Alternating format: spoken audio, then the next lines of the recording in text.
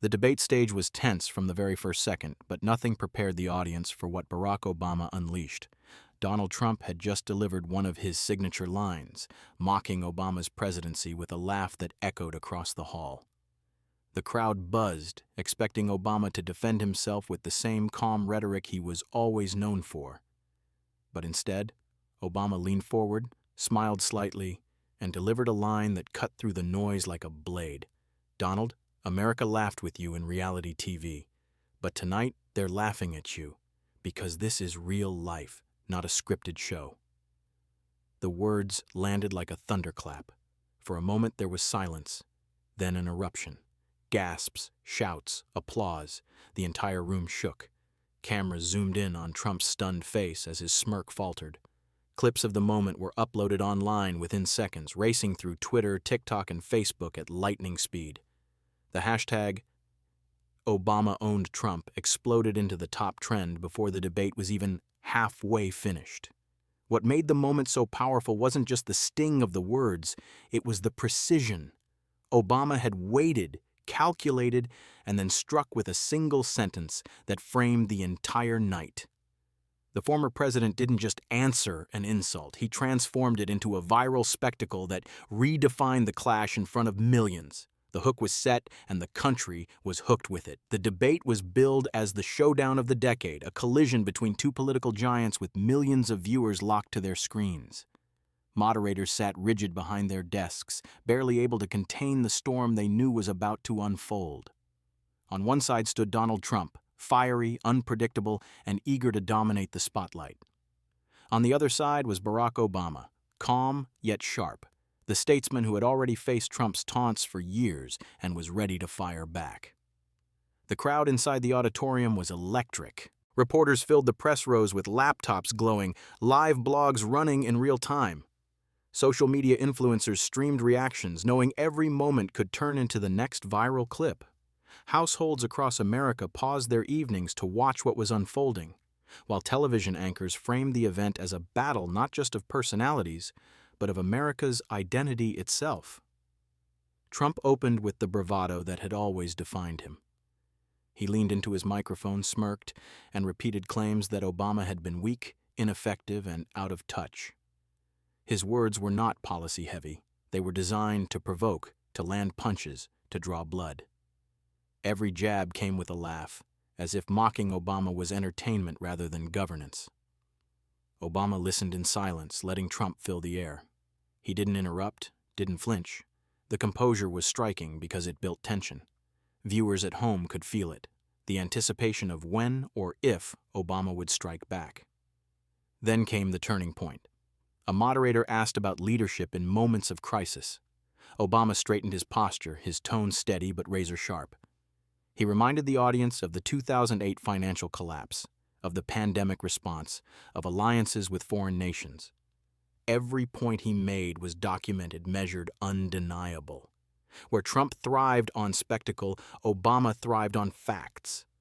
The clash was no longer just about who could talk louder. It became about credibility versus chaos, dignity versus derision. Millions watching began to sense that this night would not fade like the others. This was not just another political argument. It was a test of character, and America was watching both men reveal who they truly were. Trump was not about to let Obama's calm dominance steal the stage. He leaned forward, interrupting, his voice rising with that familiar mix of defiance and mockery. "Barack, you had 8 years and left this country weaker. The world laughed at us then, and it's laughing now. You can dress it up in fancy speeches, but America remembers failure." The crowd roared, half with cheers, half with boos. Trump thrived on the chaos, pointing to the audience as if their reaction alone proved his case. His laughter, sharp and dismissive, filled the hall again, the sound that had already gone viral earlier in the night. He wanted to turn Obama's composure into weakness, to frame silence as surrender. But Obama struck back, not with volume, but with precision. He waited for the noise to dip, then said clearly, "Donald, when I was president, I inherited a nation in crisis and left it stronger. You inherited a nation at peace and left it in chaos. History isn't on your side, and neither is the truth." Gasps echoed. The moderators tried to interject, but the hall was already spinning with energy. Trump shot back instantly. "You left us divided. You spied on my campaign, you rigged the system, and now you sit here pretending to be the savior. The people know the truth, Barack. And they're not buying your act anymore." Obama didn't blink. He raised a finger, signaling he wasn't finished. "Donald, the people know exactly who you are. They watched 4 years of broken promises, of division, of chaos.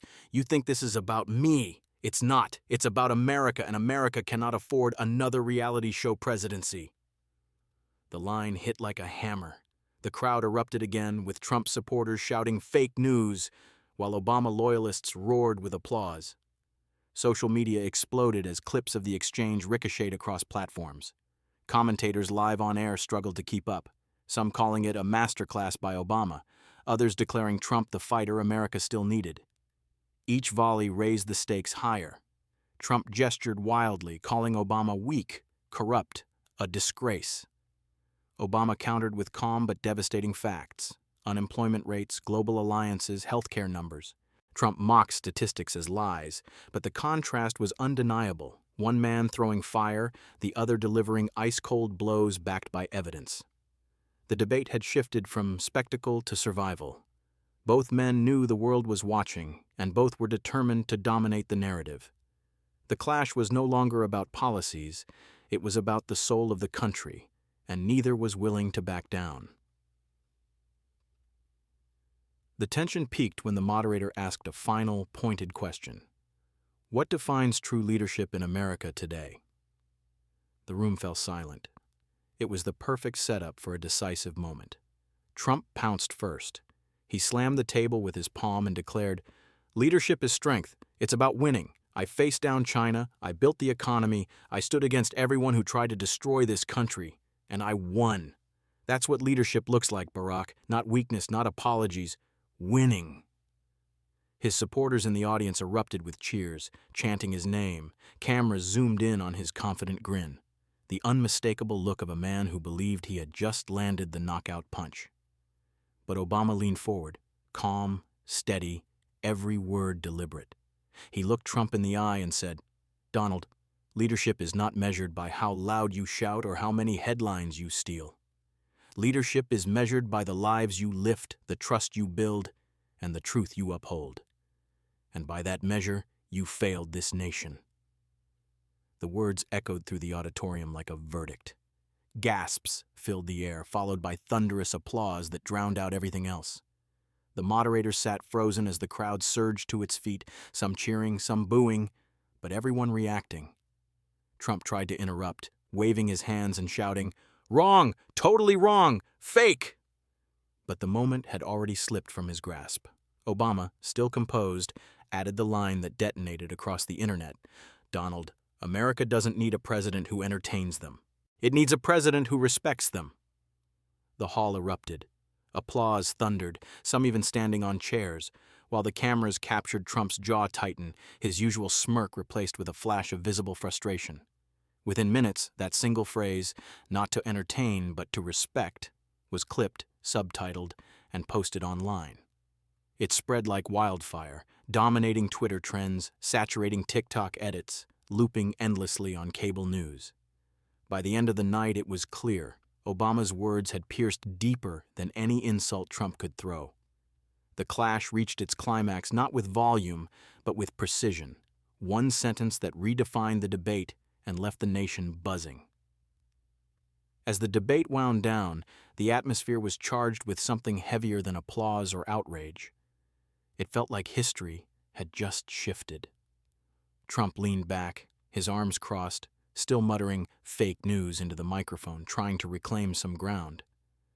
But the energy of the room had already moved. Obama had taken it. The moderators closed the session, but the real debate had already spilled beyond the stage. News anchors interrupted broadcasts with clips of the viral exchange. Commentators labeled Obama's line as the defining moment of the night. Across social media, hashtags like #ObamaClapback and #respect, not reality exploded.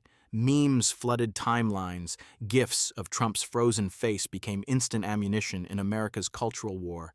In living rooms across the country, families argued, friends debated, and communities split down the middle. Trump supporters praised his fire, saying he had the courage to call Obama out. But Obama loyalists countered that one line had exposed Trump's entire brand: loud but hollow, flashy but empty. The clash wasn't just about two men anymore. It became a reflection of a divided nation, of what leadership meant, of what kind of America people wanted to live in. By morning, the viral clip had crossed oceans. International media replayed it, calling it one of the most brutal and defining debate moments in modern politics. Obama's calm dismantling of Trump was compared to courtroom cross-examinations, chess matches, even knockouts in the boxing ring. For his critics, Trump's smirk collapsing into silence symbolized arrogance finally meeting its match. For his supporters, it was proof of bias, an example of the establishment cheering against him. But the undeniable truth was this: Obama had delivered a line that would live far beyond the debate stage. He reminded Americans of something deeper: that politics is not performance, that leadership is not theater. His final words echoed long after the microphones went cold. Respect, not spectacle. Truth, not noise. That is the America we deserve. The debate ended, but the conversation did not. The clash had become a cultural marker, a viral memory etched into the timeline of American politics. Two men, two visions, and one unforgettable moment that left the nation questioning not just who had won the debate, but what it meant for the soul of the country itself.